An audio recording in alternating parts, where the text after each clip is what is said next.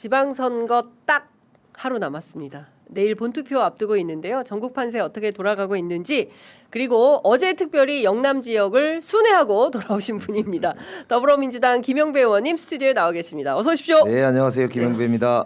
기차 딱 내리니까, 서울역에 내리니까 새벽 1시쯤 됐습니다. 야, 어제 마지막 기차 타고 올라왔거든요. 야 가열차게. 서울역에서 문 닫습니다. 방송 나오더라고요. 아이고야. 그러면은 어제 어디 다녀오신 거예요? 어제는 이제 저 내려가서 양산을 들러서 네. 그다음에 이제 부산 북갑을 갔는데 그 중간에 부산의 서구청장, 중구청장 예. 이렇게 지원을 했는데요. 예. 부산 분위기가 이전에 비해서 굉장히 좋아졌다는 걸 확인할 수 있었고요. 그래요. 예. 양산도 마찬가지로 처음에 시작보다는 지금은 꽤 많이 올라와서 네네. 아주 좋은 분위기였다 싶고 예. 제가 현장에서 김경수 지사도 만나서 잠깐 같이 유세도 했고요. 네네. 또 조문관 양산시장 후보도 같이 했는데 예. 어쨌든 경남도 마지막 피치를 올리고 있는 그런 상황이다는 걸 확인할 수 있고 어제 이제 북구에서 마지막 저녁 때 이제 돌면서 야 여기가 대한민국 이번 선거에 가장 핫플이구나 확인할 수 있었던 게 저희들이 유세를 하는데 경찰차하고 네. 출동을 했었어요. 경찰차가 출동을. 그럴 정도로 이제 지지자들의 어떤 격렬한 그런 이제 반응들이 예. 현장에서 있었고 저도 박주민 의원하고 같이 갔는데 한동훈 후보도 현장에서 만났어요.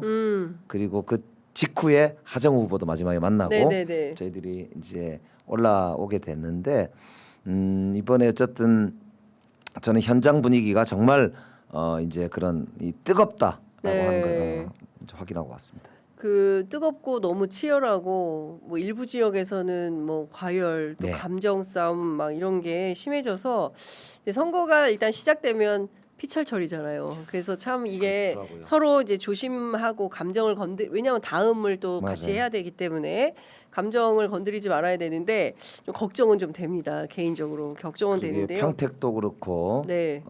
이제 곳곳에서 그죠? 전북도 전라북도도 그렇고요. 그렇고, 예. 예, 우리 민주당만 하더라도 그런 이제 좀 걱정들 하시는 네. 곳들이 생겨나고 있죠. 약간 좀 신사협정 같은 거 맺으면 안 돼요? 뭐 격한 말 사용하지 않기. 근데 뭐 우리가 이제 민주주의 선거라고 하는 게 예. 옛날에 전쟁하던 거를 표로 하는 거 아닙니까? 예. 그러니까 이제 사실상 뭐 표로 하는 전쟁이니까 그래도 신사협정 이런 건 없죠. 그러니까요. 근데 이제 어쨌든 저희들은 이제 취재하는 기자의 입장에서 볼 때 너무 감정들이 격해지시니까 또 저뿐만 아니라 일반 평범한 시민들도 제발 좀 그만 싸워라. 그만 싸워! 이런 말씀들을 많이 주셔서 정치인들을 만날 때마다 제가 이런 말씀 드리는데 쉽지 않아요.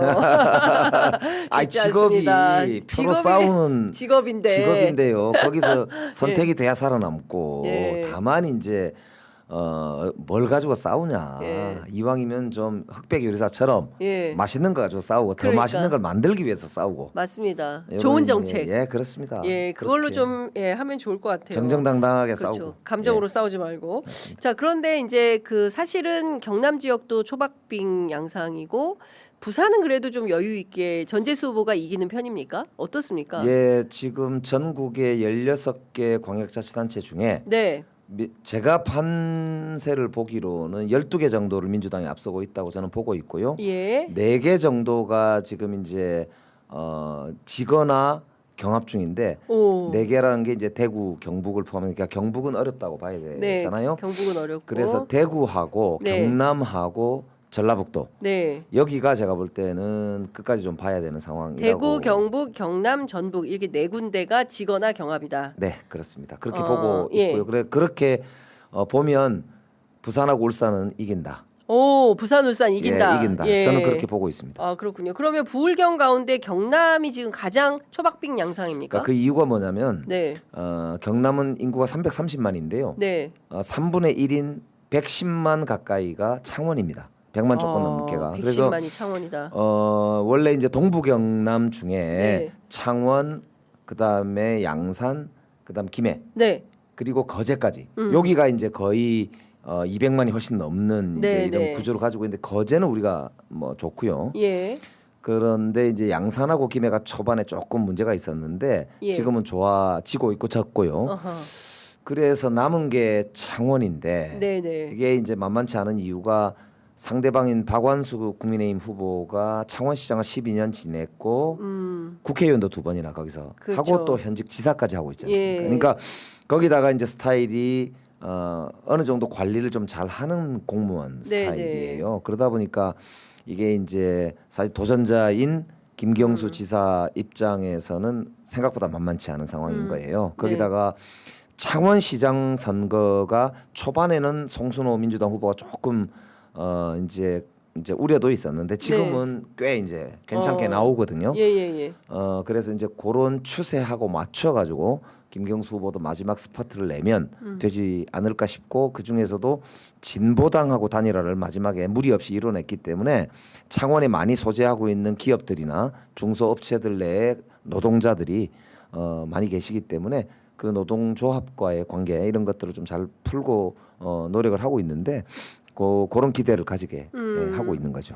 그런데 이제 최근에 보니까 딥페이크 영상을 만들어 가지고 맞습니다. 돌렸는데 그거를 박완수 지사의 공무원들을 동원했다고 해서 양심 선언을 했어요. 지금 그게 이제 제보자, 그러니까 자수했던 분이죠. 네네네네. 그분이 예. 박완수 후보하고 지난번 선거에서도 같이 했다고 하고요. 작업을. 그래서 예. 박완수 후보 본인이랑도 잘 안답니다. 그런데 이분이 박완수 캠프에서 AI를 이용한 딥페이크, 네. 그러니까 김경수 후보를 비방하는 그렇습니다. 그런 이제 영상물을 만들다가 네. 이게 선거법상 자기가 문제가 있다고 생각해서 예예. 캠프를 그만뒀는데 네. 자기가 나오고 나서도 보니까 그 캠프가 계속 돌아가더라. 그 영상을 만들어서 돌리더라. 아하. 그런데 생각해 보니까 자기한테도 네. 그 당시에 창원 그러니까 그 경남도청이죠. 거기에 있던 공무원이 자기한테 업무 지시를 하고 했다. 네네네. 그걸 이제 이렇게 폭로한 거거든요. 아. 그렇기 때문에 이걸 보면은 제가 정개특위 간사할 때 만들어 놓은 선거법이 82조에 보면 네. 82조 8항인데요.